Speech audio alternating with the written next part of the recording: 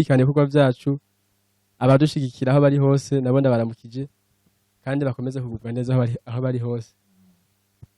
Rero tuvuze iyo bavuze new generation, ubundi ni new generation for Christ ministry, n'urungano rushasha ku bwa Kristo.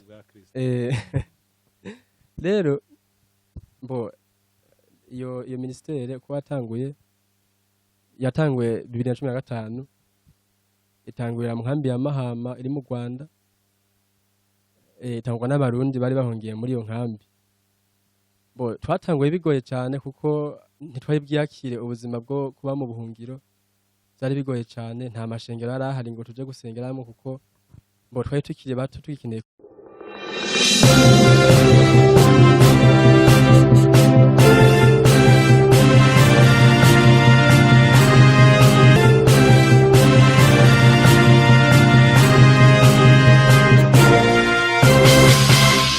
Tuti namwe bagenzi, turabahaye kaze kuri Gisha TV. Uyu munsi turi kumwe n'umutumire yaserukiye mugwi bita New Generation, n'umugwi w'abaririmbyi washoboye kuba wa kabiri mu ihiganwa rya GISHA New Talent canke GISHA ingabire nshasha. Twarababwiye yuko tugitangura iki gikorwa cyari kimaze hafi amezi 3, twakirangije mu kwezi kwa gatandatu, impera z'ukwezi kwa gatandatu. Cyari igikorwa cyo gufasha abana bacu, bene wacu bafise ingabire, ariko ingabire zabo zikaba zikiri hasi, ntizishobore kugaragara, ntizishobore kuboneka. Rero GISHA TV yatanguje iki gikorwa kizokwama kiba buri mwaka, kandi no mu mwaka uza tuzogerageza turabe ko cyo kwaguka, tugashiramwo kumbure n'abakomedien, hari bamwe novuga ngo bafise ingabire yo gutwenza abantu, kumbure kwivuga amazina, kuvyina n'ibindi byose uko Imana izogenda idushoboza. Rero turifuza yuko twofasha benshi bashoboka, kuko twarabasobanuriye kenshi yuko kugira ngo tugere aho tugeze uyu munsi, kugira ngo GISHA TV ishobore kubaho, ni kubera ko natwe twagiye dufashwa n'abandi mu buryo bwinshi butandukanye, abavyeyi, inshuti, abagenzi, ku mashure, ku muhira, mu buzima bwa buri munsi, mu murimo w'Imana.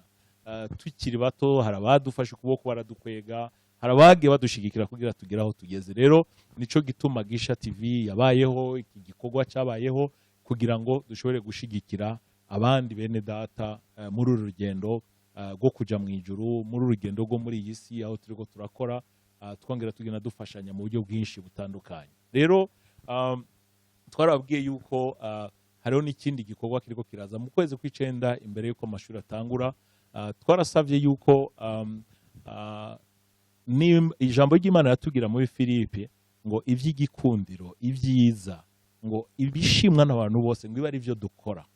Mu yandi majambo, birashoboka yuko muri uyu mwaka hari abantu uzi bakoze vyinshi vy'igikundiro, bakoze vyinshi bishimwa, ukaba ubazi, uraturungikira intahe yabo, tubwire uti jewe ndifuza yuko naka mumushira muri iryo higanwa yakoze ibi n'ibi. Izo ntahe zabo tuzoheza tuce tuzishira kuri GISHA TV, hanyuma abantu bazoheza batore abantu 10 muri abo bantu benshi kumbure tuzoba dufise, hanyuma tubahe agashimwe gato kazobafasha kugira ngo kumbure barihe minervare canke bagure ibikoresho vy'ishure. Mu yandi majambo, iyo bishoboka abarundi bose twobibakoreye, ariko kubera ubwo buryo atabwo tuba dufise, turavuga tuti niyo twofasha umwe, niyo twofasha 5, niyo twofasha 10, byo bavyiza. Iyo tubishize naho ku mugaragaro, ni kugira ngo n'abandi bariko barabibona bibatere nabo kuba inyangamugayo, kuba abantu bagendera mu gukora ibyiza, mu gushigikira abandi, mu kunezereza abandi, kuko ivyo vyose biba bikenewe muri ubu bugingo.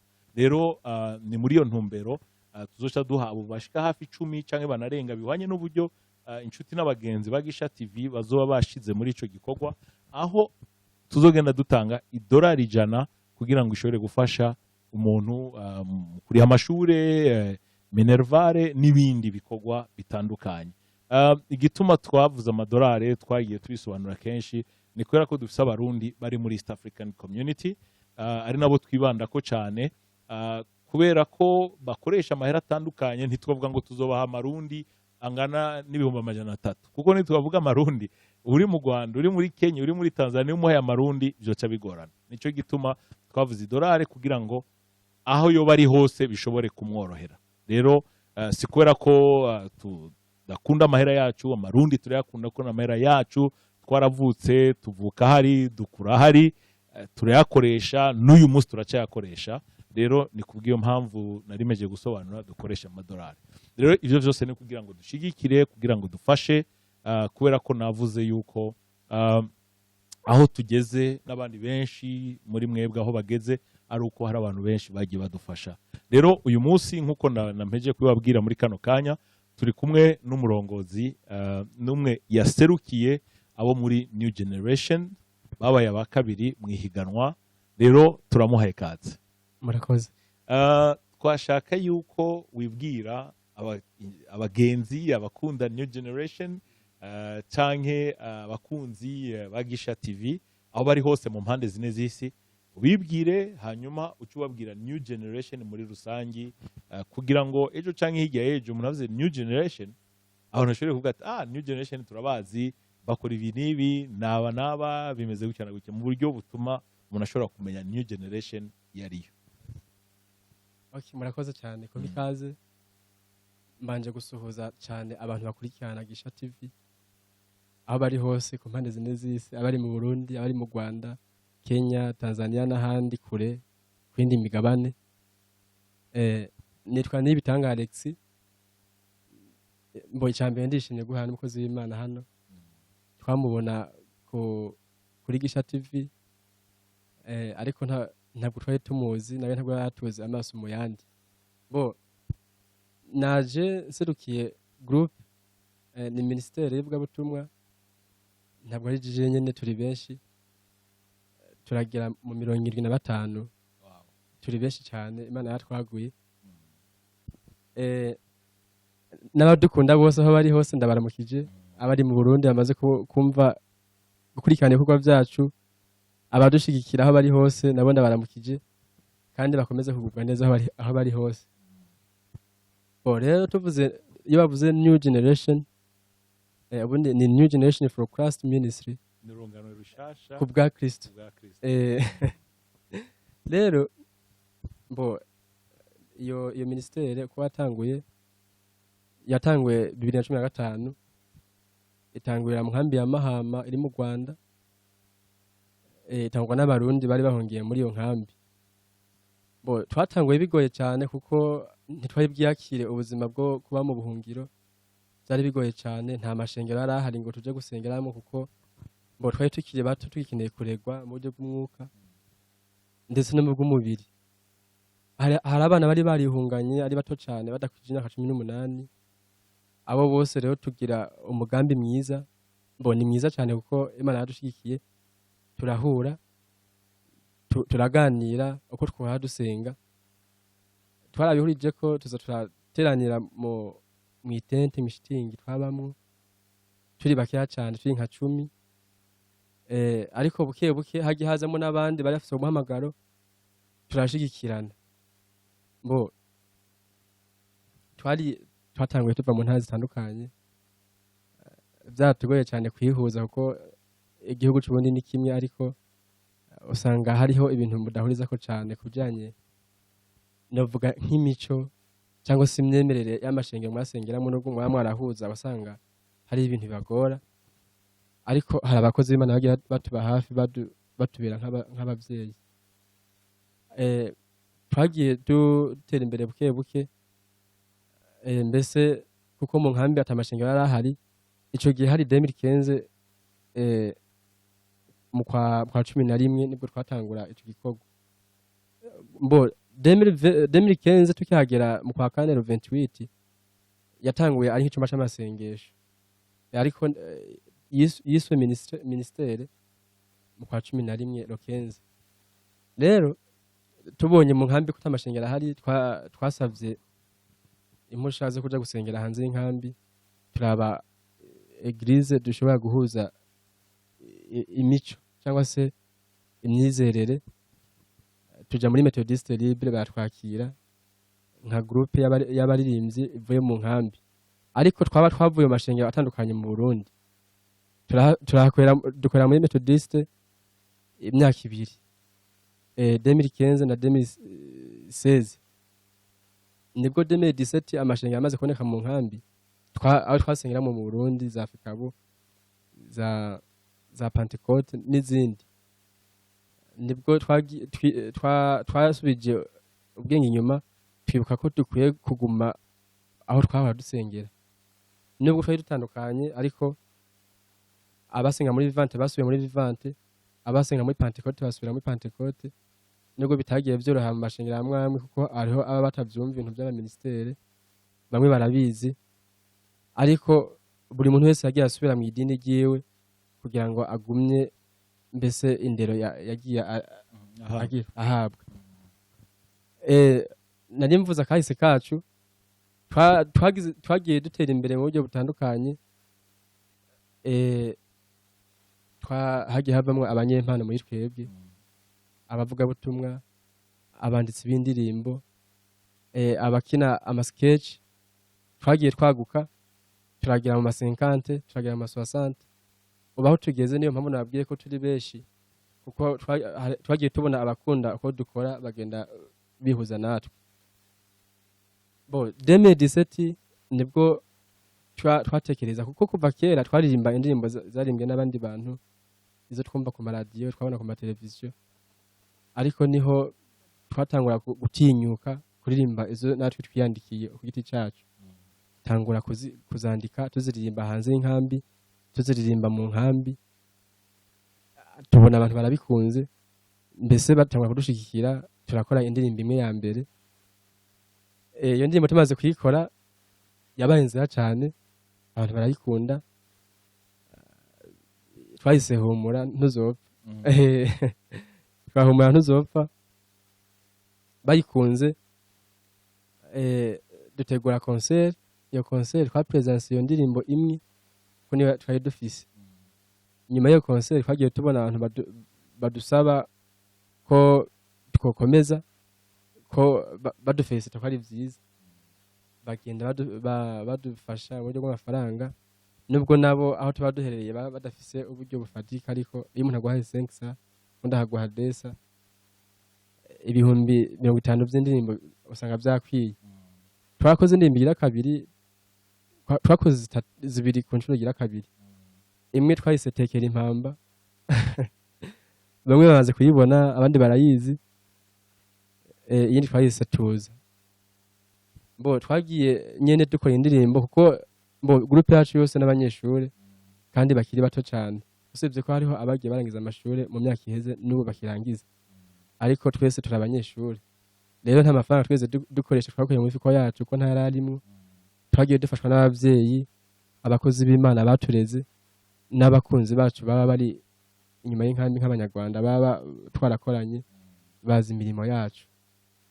Rero aho tugeze ubu turashima Imana ko biri kose, ariko by'umwihariko turashima Imana cyane ku bw'amahiganwa twamenye, kuko kuyamenya n'umugisha. Nico kintu twavuze ubwa mbere tucumva ko ari amahiganwa. Twavuze ati kuba tubyumvise gusa ni umugisha kuri twebwe. Twarashimiye cyane umukozi w'Imana, n'ubu twacamushimira. Imana ikomeze imugirire neza. Aya mahiganwa agira 3 twakoze.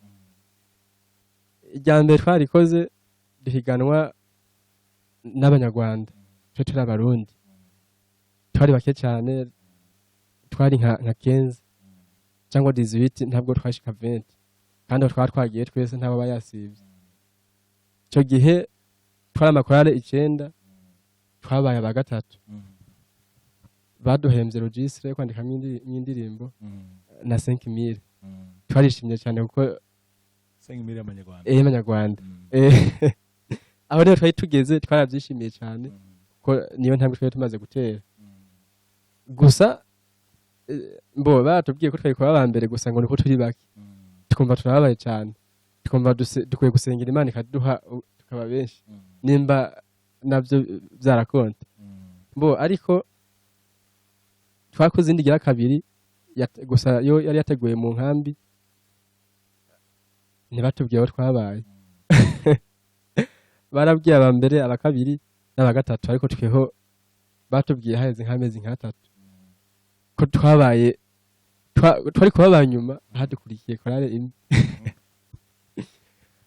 niyo mpamvu iyo ndabyibutse ndashima Imana cyane bo je ndi mu banditsi b'indirimbo muri New Generation nibutse imbaraga twataye ico gihe twandika bigapfa ubusa nubu hari igihe hatekereza nka bati n'ubundi ntimwazitaye byari kwibategurira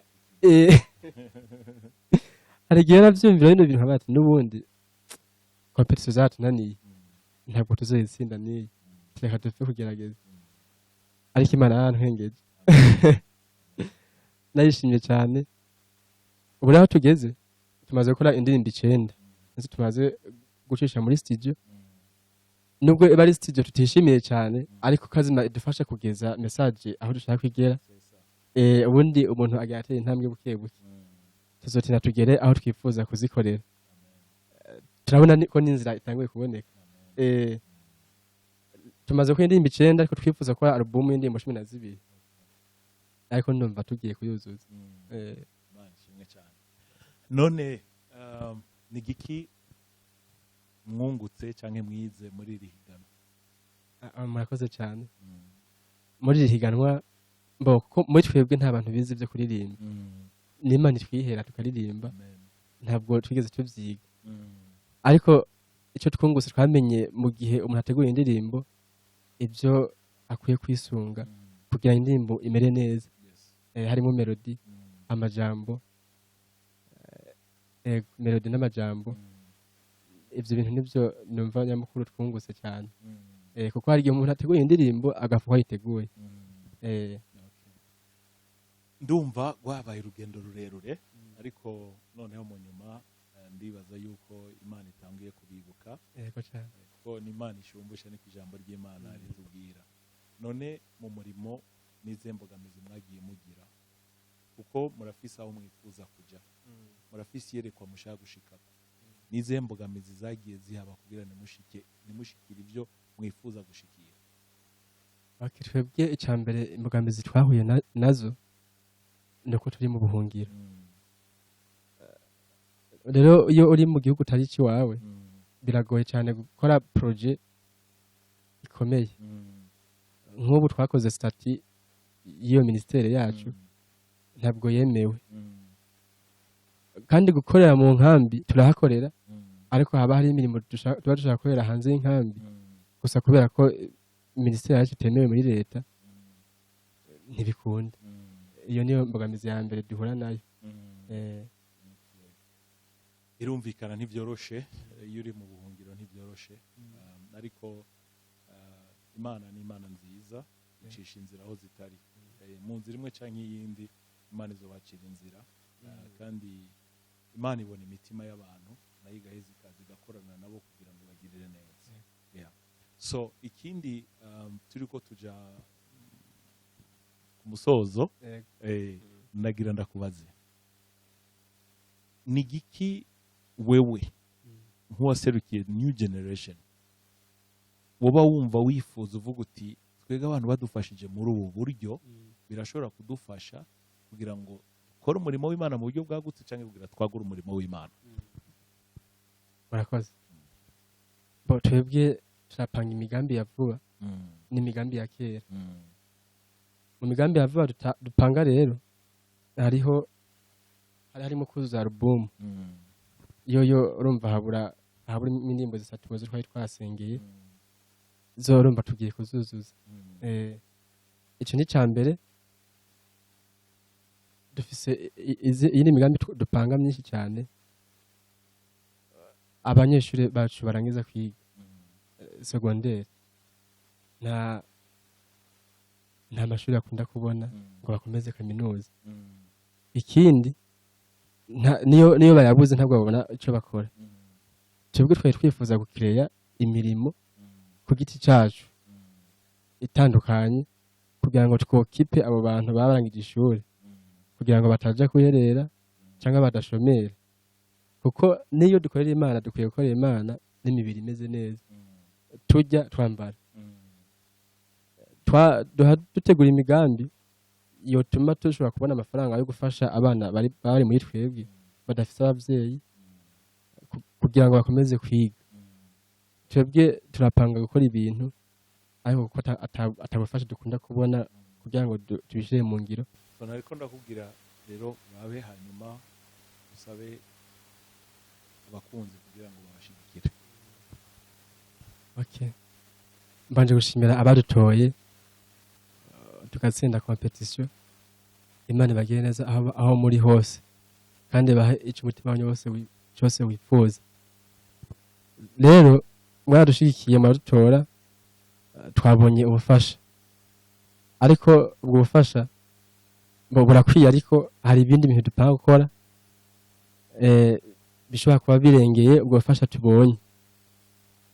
Turifuza ko bamwe muri twebwe biga theology, ikindi turifuza gukora imirimo izo dufasha gukora izindi albumu zikurikira iyo tumaze kuzuza bitatugoye, kuko iya mbere twayikoze dusaba abantu abandi badufasha bisanzwe nyene, aho turifuza gukora ibintu bizotuma izindi albumu zikurikira zatugora dukoresha amafaranga twarondeye. Turifuza abanyeshuri bacu barangiza kwiga segondere ko babona amashuri kugira ngo bakomeze na kaminuza.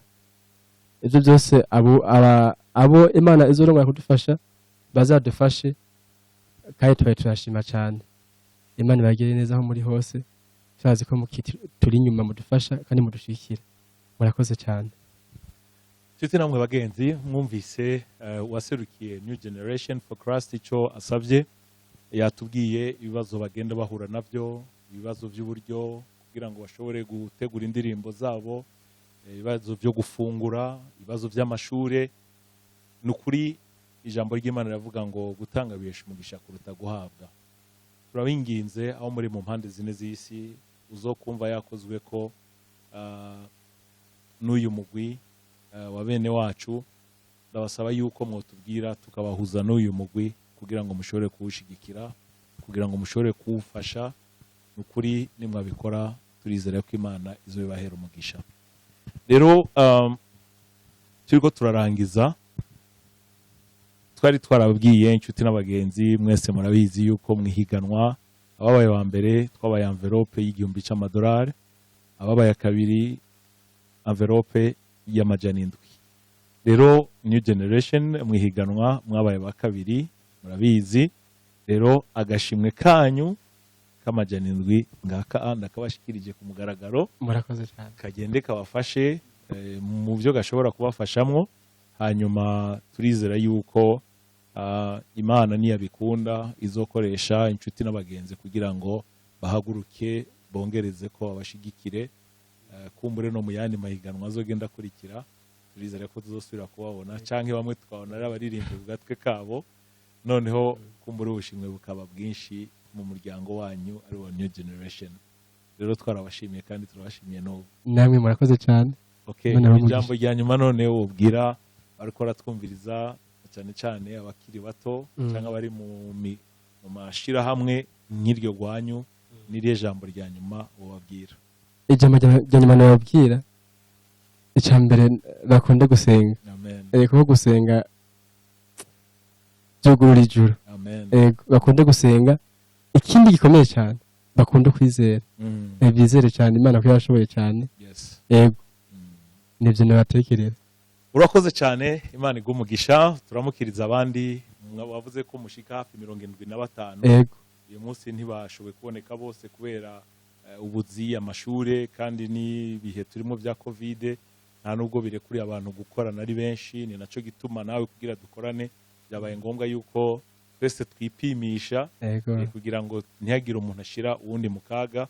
Rero ndagushimiye kandi ndabashimiye muri rusangi. Ahasigaye Imana bagirire neza. Inshuti namwe bagenzi turabashimiye mwe mwabanye natwe muri iki kiganiro. Imana ibahe umugisha. Urakoze cyane.